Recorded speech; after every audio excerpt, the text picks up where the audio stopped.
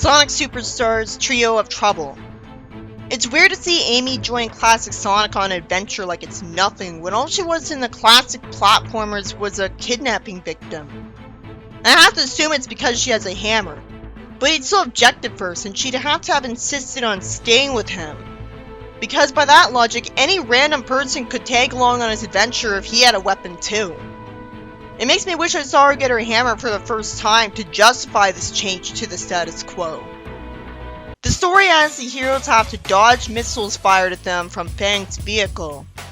Eventually, Sonic distracts Fang so Tails can sabotage his vehicle to make him fall and get spun. I hate how Amy looks unnecessarily scary later. Then Fang looks asleep and wakes up near Eggman, making me wonder if all that was a dream, and someone in a bad-looking helmet walks away from them. It's never explained why Eggman knew to come here. The helmet reminds me of the Metarex. But it was useful for protecting the person from arrows in the stereotypical Indiana Jones temple. I just have to assume Eggman said he'd pay Fang to work for him again. But in IDW he put it best. Why would he pay someone when he could make a robot do something for free? Eventually, Fang has to deal with a giant snake, and Eggman's calm about what he'd definitely hear behind him, because I guess he has faith in Fang and his vehicle to save him.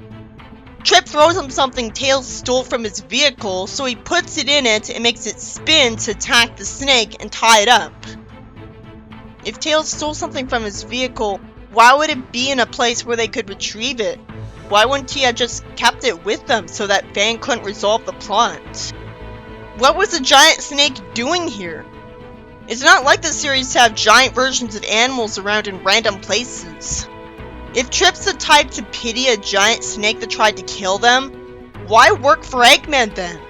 Even AOCH made more sense, because Eggman had to kidnap and threaten someone's parents to get him to operate Pseudo-Sonic for him. And even in Sonic Underground it explained why people helped Eggman. Trip's a good person and playable character, so hopefully the actual game explains why somehow Eggman got an ally like this. So this video, directed by Tyson Hess and Evan Stanley, even though she's a comic writer, is about Fang trying to shoot missiles at the heroes who are there for an unexplained reason until Tails sabotages his vehicle. And then Fang has to tie up an inexplicable giant snake that threatened Eggman when he was reading hieroglyphics in Indiana Jones temple that he somehow knew to go to. I also have to hope the game explains why Trip is working for Eggman. I wish the video could have been long enough to explain all of those unanswered questions. The video's saving grace is its fast pacing because there was almost nothing creative here. So the only reason I stayed interested was because the plot was almost always progressing.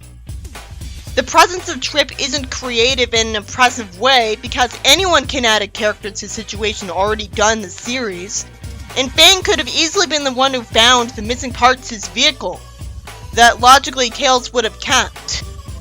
Nearly everything in the story has been done before. I doubt the writers were familiar enough with Sonic to have intentionally reused the concepts, but that's not the point. Fang already shot missiles at heroes in Sonic Triple Trouble in that reboot arc. Tails already sabotaged Fang's vehicle in the 30th anniversary comic.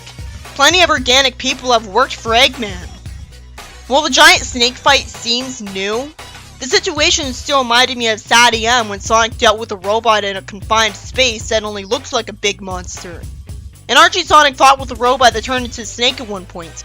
And the snake being tied up reminded me of when a giant robot was tied up in Sad EM when the heroes wanted to keep Eggman from pulling a giant magical crystal out of a mine. I'd like to know how he got his vehicle, since Archie has him act proud of it like it's not just a loan from Eggman. And the Temple with Traps is a cliche already done in an issue of Archie Sonic and Sonic Boom and AOSCH, making no effort to have unique traps. The latter cartoon had Eggman in front of hieroglyphics as well, so he found out something useful by doing archaeology research. He already did that to find out about Chaos. I assume the story being mostly uncreative was Sega's fault because the story only exists to promote a game and explain it better, and the games are usually the same two plots. So there isn't enough room in the video for new concepts. I'll give it a pass on that because the snake fight looked new on the surface, so the story did add something to the series. I didn't feel like it was a bad animated short when watching it because it was fast-paced enough that I couldn't get really bored, and it didn't have a character be uncharacteristically stupid enough to frustrate me. So it's just barely good, considering that the two criteria for a story not being bad are, is it a new experience, and does it make sense to have happened the whole way through? And it fails at both. If it was normal for giant animals to be hanging around places in Sonic, I would have seen them a lot more often. And if it was what it looked like, so it was literally a guardian for the mural, you'd think it would be supernatural looking, or look like a golem ancient robot thing. But it's not terrible to watch either, so it's just mediocre.